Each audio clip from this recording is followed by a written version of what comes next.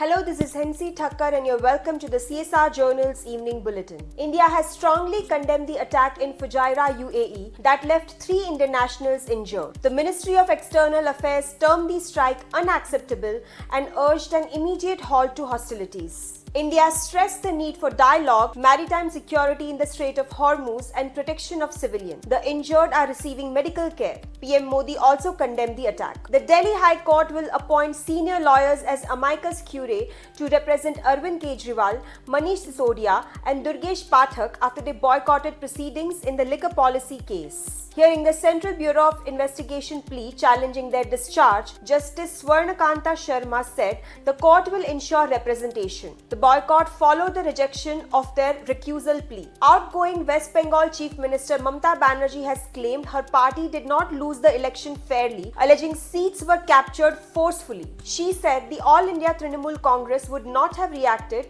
if the defeat was legitimate and accused rivals of intimidation and interference. Banerjee also said she would not object if party workers joined the Bharatiya Janata Party for safety. The new government's oath-taking ceremony is expected on May 9th, marking Rabindranath Tagore's birth anniversary. Banerjee vowed the party would fight like a tiger and bounce back. Actor-politician Vijay's TVK is set to begin talks with the Congress, left parties and smaller allies after winning 108 seats in Tamil Nadu, just short of the majority mark. Sources say TVK may reach out to parties including the Indian National Congress and left allies to form a coalition government. The move comes after TVK's strong debut unseating the DMK as the leading force in the state. The Supreme Court of India has raised concerns over the misuse of public interest litigations, saying they are increasingly being used for private, publicity, paisa and political interests. The remarks came during hearings by a constitution bench led by the Chief Justice of India Surya Kant